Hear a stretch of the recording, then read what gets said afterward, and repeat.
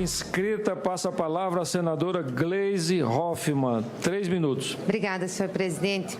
Doutor Leonardo, eu queria fazer primeiro uma afirmação e depois as perguntas. E em relação à minha afirmação, Vossa Senhoria pode discordar, concordar e dizer no que discorda ou concorda.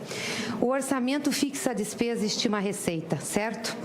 Isso quer dizer que eu tenho controle sobre a despesa enquanto gestora, mas não na receita. A receita é uma variável.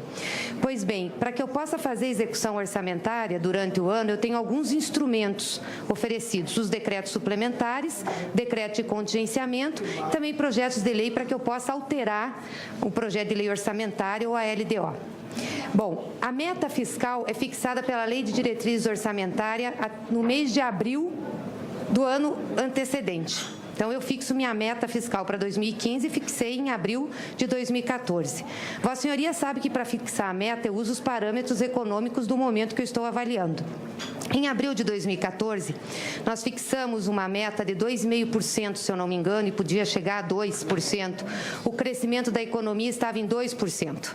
Em novembro, foi mandado um projeto, em novembro de 14, foi mandado um projeto a essa casa, até porque tinham sido nomeados um novo ministro da Fazenda, que era o ministro Joaquim Levy e o ministro Nelson Barbosa do Planejamento, um projeto de lei alterando a meta para 1,2% do PIB, porque a minha previsão de crescimento já era de 0,8%.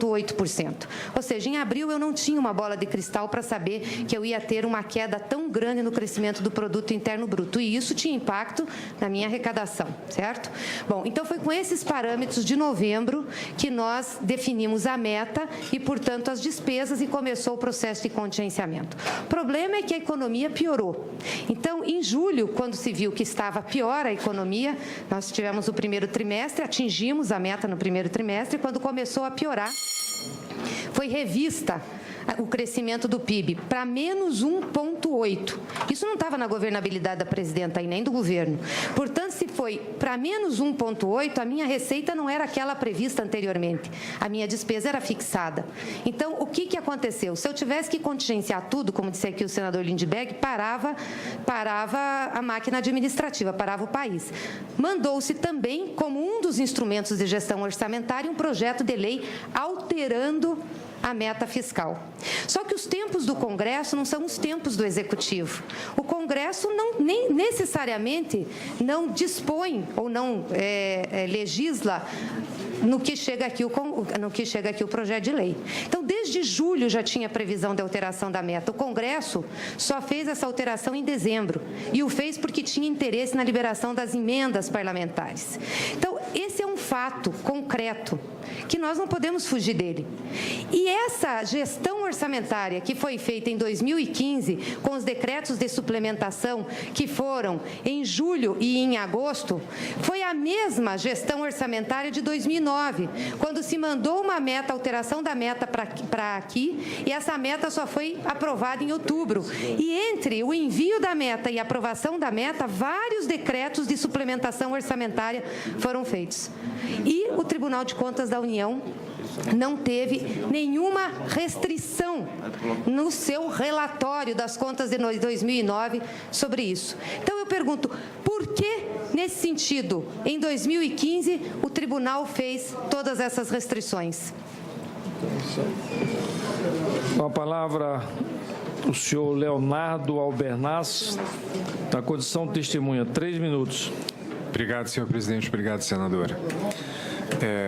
Com a afirmação, eu concordo em quase totalidade, porque é verdade que você tem um controle muito mais forte sobre as despesas do que sobre as receitas. Ou seja, as receitas estão sujeitas a variáveis que nem sempre estão sob controle do governo.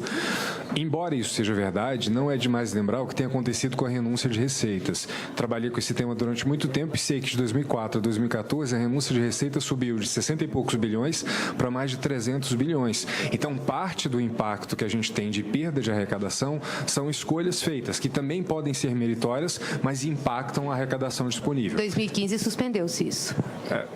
Ainda em 2015, a renúncia de receitas continuou a crescer. Se a gente somar a renúncia de receitas tributárias mais a renúncia de receitas creditícias, 2015 é um recorde É um recorde. E esses números são oficiais. Esses números não são nem apurados 2015 por nós. não é um recorde. Nós alteramos, inclusive, aqui, os benefícios tributários. Uma coisa são os benefícios que eventualmente aparecem no início do ano no piloto. Outra coisa é a quantidade de benefícios que você vai acumulando ano a ano e se você não põe fim a eles, eles vão se somando.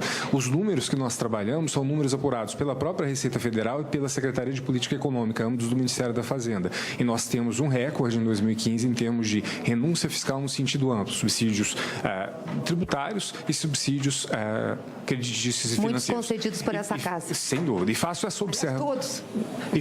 E assim é o caminho, né? Ou seja, na verdade, exige-se lei para aprovação de renúncia. E né? lei teve.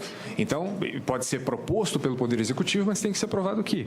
E isso aconteceu, não é? Ou seja, isso é um fato. Então, só estou querendo dizer que os nossos governantes, de uma forma geral, os nossos representantes, eles têm alguma influência sobre a Receita. Então, só uma ponderação sobre a afirmação, embora, no geral, eu concorde com ela. Ou seja, o controle é muito mais forte sobre a despesa. E, eventualmente, numa situação de queda muito acentuada do PIB, a Receita realmente pode cair numa velocidade muito acelerada. E aí a gente realmente tem um impasse, mas do ponto de vista legal, o impasse está resolvido. Ou seja, quem pode resolver esse impasse é o mundo político.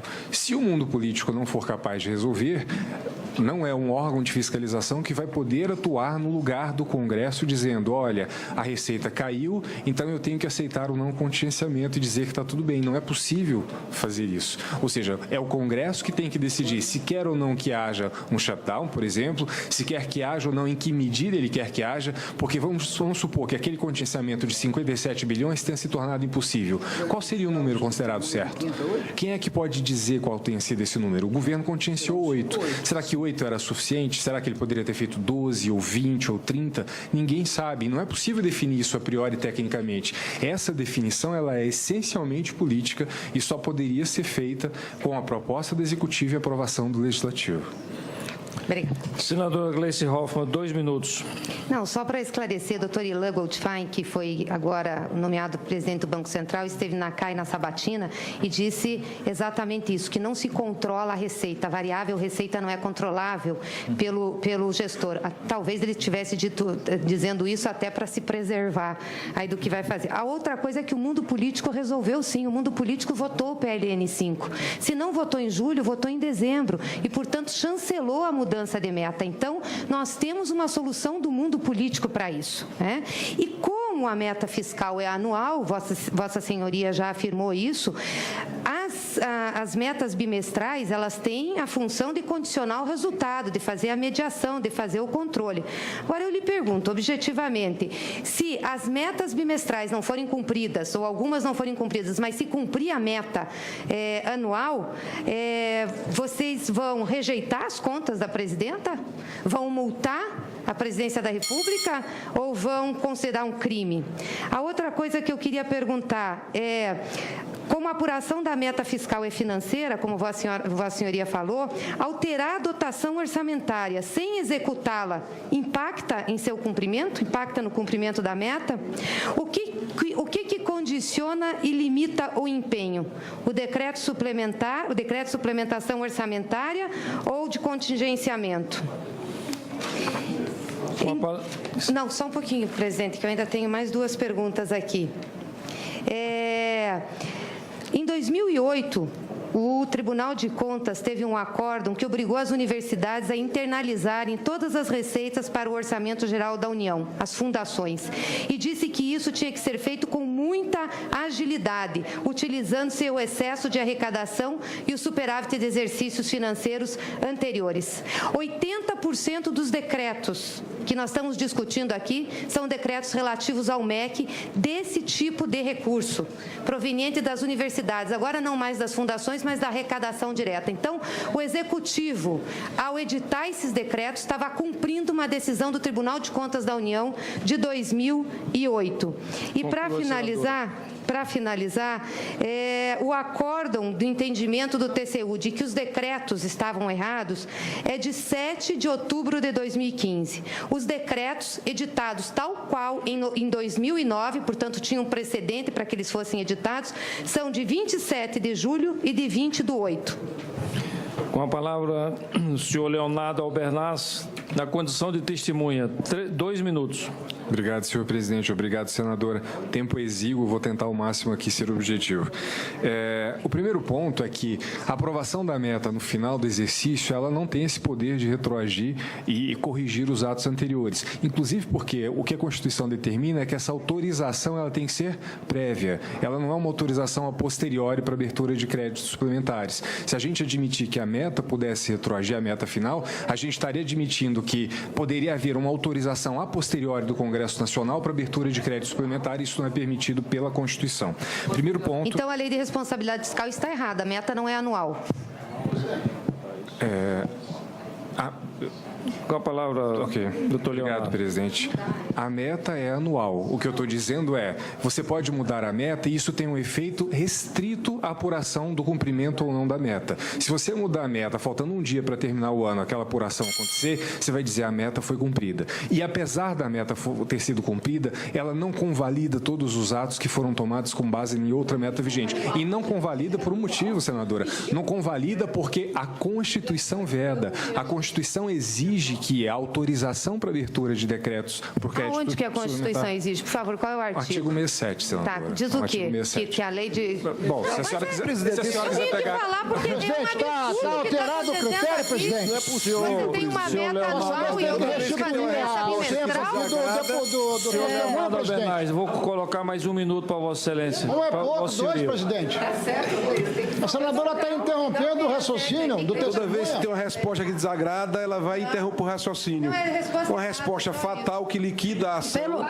Aí não deixa Pelo contrário, a senadora Gleisi, ao pedir esclarecimento, quer aprofundar o debate. Senhor presidente, isso se fosse no box, era um clichê. Vamos garantir a Estão dando palavra clichê da na senadora testemunha. Gleisi, sim. Vou restabelecer o tempo do senhor Leonardo Albernaz para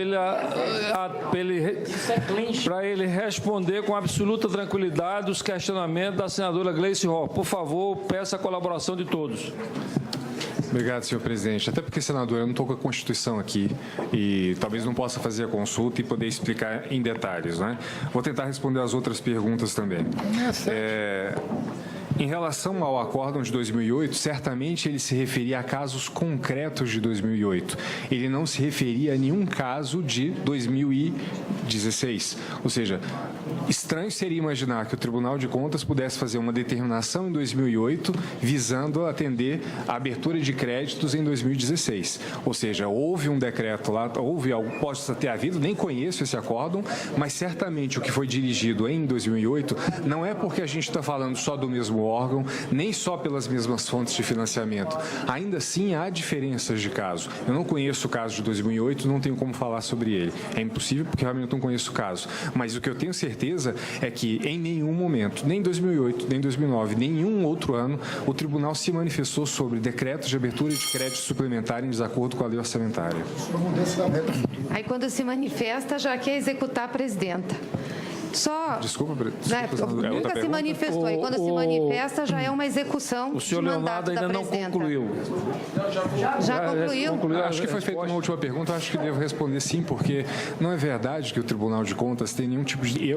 falando nem só pelo tribunal, mas falando por uma equipe técnica, não tem nenhum tipo de interesse em afastar uma presidente. Essa atribuição não é de um auditor, não é nem mesmo do tribunal. Ou seja, o máximo que o tribunal, em relação a esses atos, pode fazer em relação aos atos da presidente são coisas muito específicas. Ele pode olhar para a lei de crimes fiscais e verificar a omissão do contingenciamento e processar a infração administrativa, é um ponto. Ele pode olhar o cumprimento, ele pode olhar o RGF, que é de publicação da Presidente da República, existem atribuições próprias da Presidente da República previstas na LRF, e ele pode fazer a emissão do parecer prévio, como foi feito em 2014. E, certamente, o parecer prévio de 2014, embora ele tenha proposto a rejeição e a gente esteja aguardando o posicionamento do Congresso, ele não propôs certamente por um ato específico, mas por um conjunto de atos que se somaram. Então, só para esclarecer, presidente, que não há nenhum tipo de movimentação do tribunal ou de qualquer um auditor no sentido de afastar alguém. Isso não é atribuição e ninguém pode se mover por isso enquanto auditor. 1 minuto, senadora Gleisi Hoffmann. Obrigada, senhor presidente. O artigo 167, que o senhor Leonardo citou, ele tem que ser lido cotejando o artigo 4º da lei orçamentária, que permite, sim, a edição de decretos suplementares ao orçamento da União. E eu quero aqui lamentar muito esse entendimento que o doutor Leonardo está trazendo aqui, de que a meta tem que ser cumprida bimestralmente. Não existe isso. Então, nós temos que fazer uma mudança na lei de responsabilidade fiscal, porque a lei de responsabilidade fiscal é clara, a meta é anual. A presidente da República não pode ser culpada por esse Congresso Nacional demorar a aprovar ou rejeitar um projeto de lei que ela manda para cá. Aí, quando reclamam das medidas provisórias, dizem que o Congresso teria que ter mais projetos de lei, mas é isso que acontece. Manda projeto de lei para cá e, de acordo com a vontade política, faz-se ou não. E aí fizeram no final do ano porque queriam a liberação das emendas parlamentares. Então, para liberar as emendas parlamentares, serviu o PLN 5, que reduziu a meta. Agora, para as outras despesas, não serviu. Para os decretos que a presidenta editou, que foram obrigatórios do ponto de vista do acórdão do Tribunal de Contas, porque 80%, volto a repetir, se referiam ao Ministério da Educação, e foi uma obrigação que vocês impuseram ao Executivo de fazer isso de forma célere, aí não servia. Aí ela tem que ser julgada e tem que ser afastada. O Tribunal de Contas nunca olhou isso como Vossa Senhoria está falando aqui. Embora em 2009 nós tenhamos uma decisão do Congresso Nacional interpretando que era possível, sim, os decretos de suplementação antes da aprovação do projeto de lei que alterava a meta. Vossas Senhorias nunca analisaram. Quando analisam, fazem um relatório mais crítico da história, induzindo os ministros e grande parte da opinião pública de que a presidenta estava cometendo o maior crime de responsabilidade, o maior crime em relação ao orçamento e às contas públicas, e induzindo que ela tinha que ser afastada, porque foi isso que Vossas Senhorias fizeram, pela rigidez com que Vossas Senhorias fizeram o relatório técnico. O senhor Leonardo tem 1 minuto na condição de testemunha. Obrigado, senhor presidente. Obrigado, senadora. Eu vou discordar, vou me permitir discordar com todo respeito da senadora e dizer que o que nós fizemos foi um relatório escrito por mais de 50 auditores. E que se baseou em achados que acabaram sendo confirmados por mais de 5 acórdãos no ano de 2014. E que se chegou a uma proposição de rejeição das contas do governo de 2014, não fui eu que levantei esse assunto, não foi à toa. Foi porque em 2014 nós tivemos a gestão mais temerária das finanças públicas brasileiras desde que a lei de responsabilidade fiscal foi editada. Eu certamente não falaria isso. Aqui nós estamos julgando 2015. Foi a senhora que disse sobre 2014 o que nós fizemos em 2014. Então, com todo respeito, excelência, eu estou dizendo o que nós fizemos. Não tem um auditor que não seja concursado no TCU. E nenhum desses auditores ele pode ser influenciado sobre qualquer coisa, porque ele tem independência de opinião. Quando 50 auditores se manifestam, mais de 50, e 5 acórdãos acontecem em 3 relatores diferentes, de forma unânime, é difícil imaginar que qualquer pessoa, qualquer indivíduo pudesse ter capacidade de influenciar isso para um lado ou para o outro. Ou seja, para chegar a uma rejeição de contas no tribunal, Leonardo, nós temos uma situação de imensa gravidade e eu nunca vi uma situação como eu vi em 2014. Na condição de inscrito, passa a palavra a senadora Fátima Bezerra. Só lembrando, 3 minutos, presidente, senadora. que quem aprova as contas não é o Tribunal de Contas, é o Congresso Senadora Nacional. Fátima Bezerra tem a palavra. Mais temerário.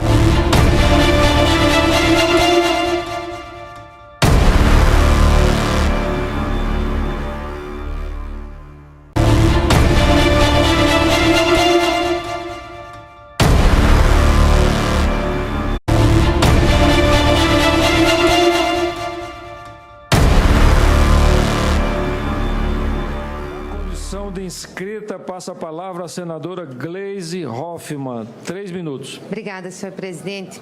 Doutor Leonardo, eu queria fazer primeiro uma afirmação e depois as perguntas. E em relação à minha afirmação, Vossa Senhoria pode discordar, concordar e dizer no que discorda ou concorda. O orçamento fixa a despesa e estima a receita, certo? Isso quer dizer que eu tenho controle sobre a despesa enquanto gestora, mas não na receita. A receita é uma variável. Pois bem, para que eu possa fazer execução orçamentária durante o ano, eu tenho alguns instrumentos oferecidos, os decretos suplementares, decreto de contingenciamento e também projetos de lei para que eu possa alterar o projeto de lei orçamentária ou a LDO. Bom, a meta fiscal é fixada pela Lei de Diretrizes Orçamentárias no mês de abril do ano antecedente. Então, eu fixo minha meta fiscal para 2015 e fixei em abril de 2014.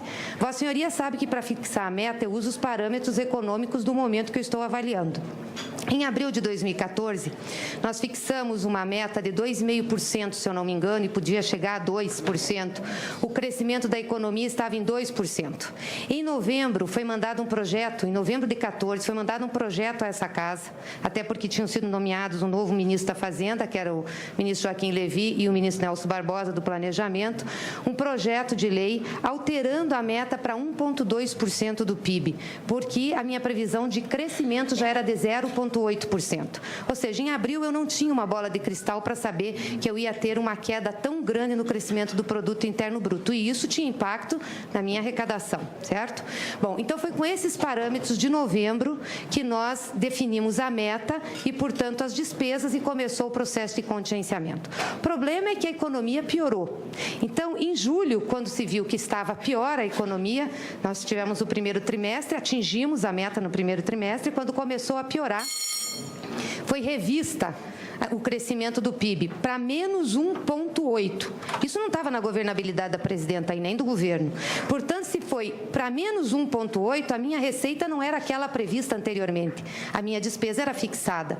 Então, o que aconteceu? Se eu tivesse que contingenciar tudo, como disse aqui o senador Lindbergh, parava a máquina administrativa, parava o país. Mandou-se também, como um dos instrumentos de gestão orçamentária, um projeto de lei alterando a meta fiscal. Só que os tempos do Congresso não são os tempos do Executivo. O Congresso nem necessariamente não dispõe ou não legisla no que chega aqui o projeto de lei. Então, desde julho já tinha previsão de alteração da meta. O Congresso só fez essa alteração em dezembro, e o fez porque tinha interesse na liberação das emendas parlamentares. Então, esse é um fato. E 8. E para finalizar, o acórdão do entendimento do TCU de que os decretos estavam errados é de 7 de outubro de 2015. Os decretos editados tal qual em 2009, portanto, tinham um precedente para que eles fossem editados, são de 27 de julho e de 20/8. Com a palavra, o senhor Leonardo Albernaz, na condição de testemunha. 2 minutos. Obrigado, senhor presidente. Obrigado, senadora. Tempo exíguo, vou tentar ao máximo aqui ser objetivo. O primeiro ponto é que a aprovação da meta no final do exercício, ela não tem esse poder de retroagir e corrigir os atos anteriores. Inclusive porque o que a Constituição determina é que essa autorização ela tem que ser prévia. Ela não é uma autorização a posteriori para abertura de créditos suplementares. Se a gente admitir que a meta pudesse retroagir a meta final, a gente estaria admitindo que poderia haver uma autorização a posteriori do Congresso Nacional para abertura de crédito suplementar, e isso não é permitido pela Constituição. Primeiro ponto... Então, a lei de responsabilidade fiscal está errada, a meta não é anual. Com a palavra, doutor Leonardo. Obrigado, presidente. A meta é anual. O que eu estou dizendo é, você pode mudar a meta e isso tem um efeito restrito à apuração do cumprimento ou não da meta. Se você mudar a meta, faltando um dia para terminar o ano, aquela apuração acontecer, você vai dizer a meta foi cumprida. E apesar da meta ter sido cumprida, ela não convalida todos os atos que foram tomados com base em outra meta vigente. E não convalida por um motivo, senadora. Não convalida porque a Constituição veda. A Constituição exige que a autorização para abertura de decretos por crédito... Aonde que a Constituição exige? Por favor, qual é o artigo? Artigo 67, senadora. Tá, diz o quê?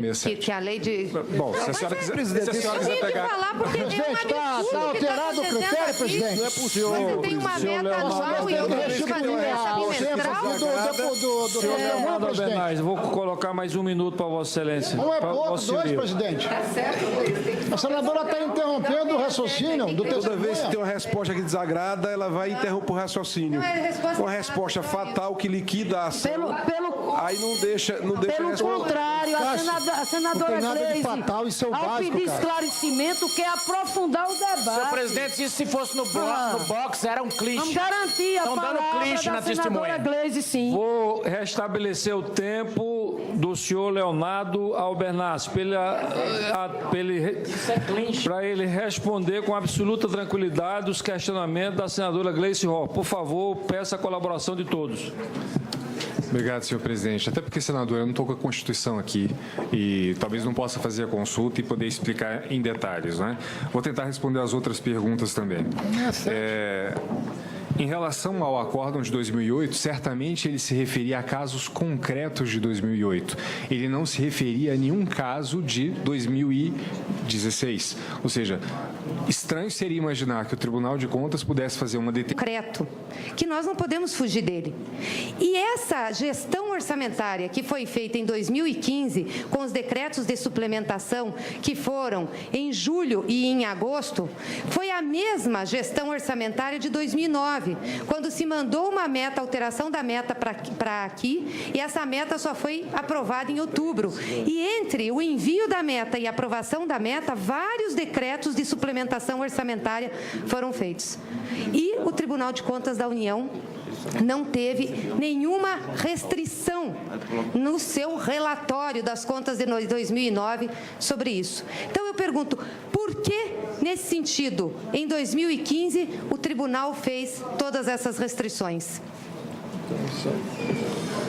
Com a palavra, o senhor Leonardo Albernaz, da condição de testemunha. 3 minutos.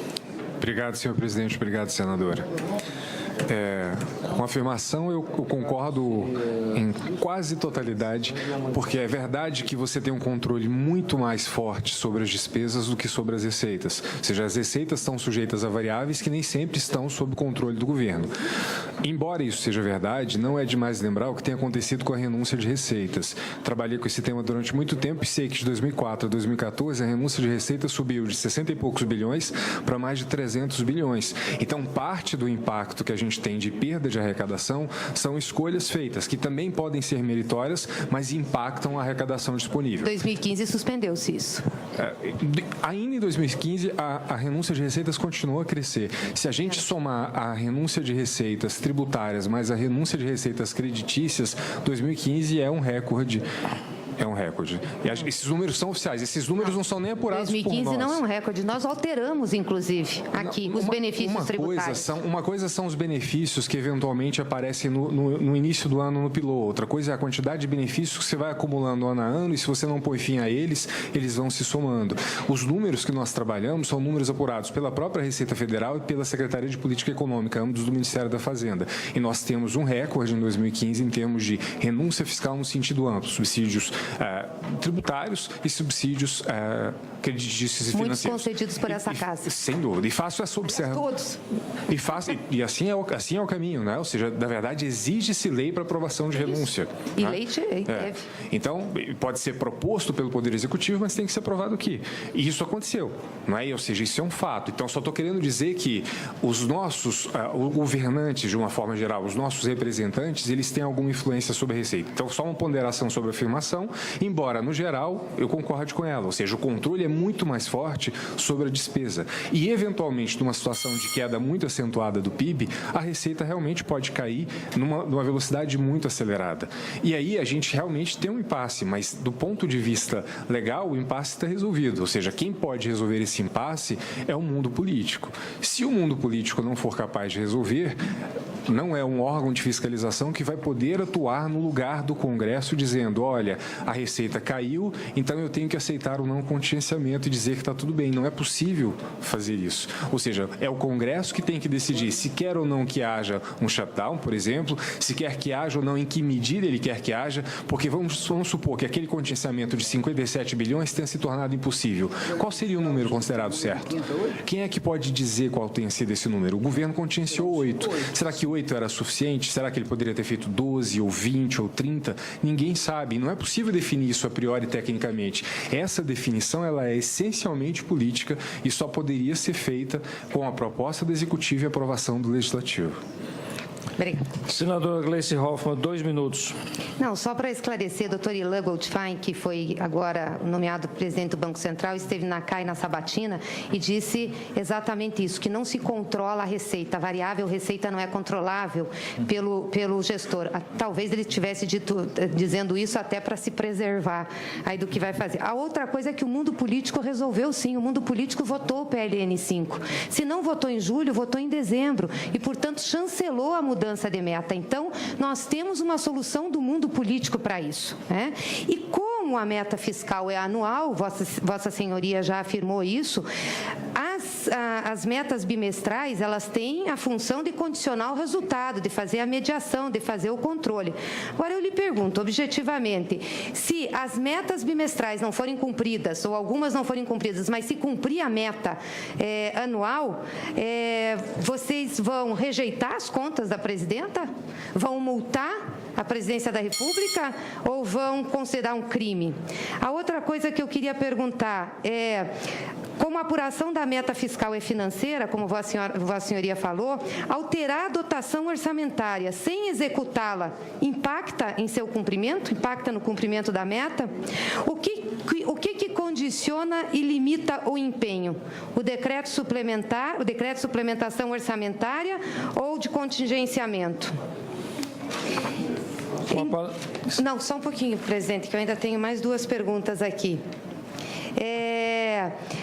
Em 2008, o Tribunal de Contas teve um acórdão que obrigou as universidades a internalizarem todas as receitas para o Orçamento Geral da União, as fundações, e disse que isso tinha que ser feito com muita agilidade, utilizando-se o excesso de arrecadação e o superávit de exercícios financeiros anteriores. 80% dos decretos que nós estamos discutindo aqui são decretos relativos ao MEC desse tipo de recurso, proveniente das universidades, agora não mais das fundações, mas da arrecadação direta. Então, o Executivo, ao editar esses decretos, estava cumprindo uma decisão do Tribunal de Contas da União de 2000. Terminação em 2008, visando atender a abertura de créditos em 2016. Ou seja, houve um decreto lá, houve algo, pode ter havido, nem conheço esse acórdão, mas certamente o que foi dirigido em 2008 não é porque a gente está falando só do mesmo órgão, nem só pelas mesmas fontes de financiamento. Ainda assim, há diferenças de caso. Eu não conheço o caso de 2008, não tenho como falar sobre ele. É impossível porque realmente não conheço o caso. Mas o que eu tenho certeza é que em nenhum momento, nem 2008, nem 2009, nenhum outro ano, o Tribunal se manifestou sobre decretos de abertura de crédito suplementar em desacordo com a lei orçamentária. Aí quando se manifesta, já quer executar a presidenta. Só. Desculpa, nunca se manifestou. E quando se manifesta, já é uma execução. O senhor de mandato Leonardo ainda da não presidenta. concluiu. Já concluiu? Acho que foi feita uma última pergunta, acho que devo responder sim, porque não é verdade que o Tribunal de Contas tem nenhum tipo de...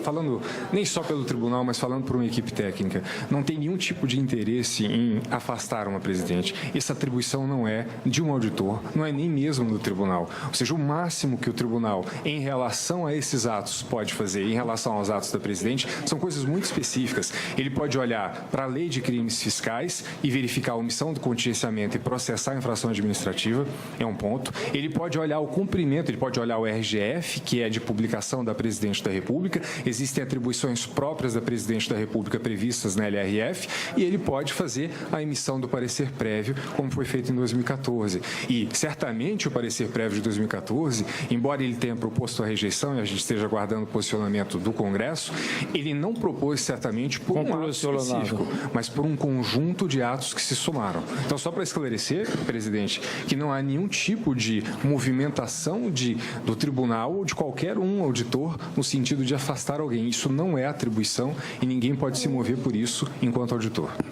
Um minuto, senadora Gleisi Hoffmann. Obrigada, senhor presidente. O artigo 167, que o senhor Leonardo citou, ele tem que ser lido cotejando o artigo 4º da lei orçamentária, que permite, sim, a edição de decretos suplementares ao orçamento da União. E eu quero aqui lamentar muito esse entendimento que o doutor Leonardo está trazendo aqui, de que a meta tem que ser cumprida bimestralmente. Não existe isso. Então, nós temos que fazer uma mudança na lei de responsabilidade fiscal, porque a lei de responsabilidade fiscal é clara, a meta é anual. A presidente da República não pode ser culpada por esse Congresso Nacional demorar a aprovar ou rejeitar um projeto de lei que ela manda para cá. Aí, quando reclamam das medidas provisórias, dizem que o Congresso teria que ter mais projetos de lei, mas é isso que acontece. Manda projeto de lei para cá e, de acordo com a vontade política, faz-se ou não. E aí fizeram no final do ano porque queriam a liberação das emendas parlamentares. Então, para liberar as emendas parlamentares, serviu o PLN 5, que reduziu a meta. Agora, para as outras despesas, não serviu. Para os decretos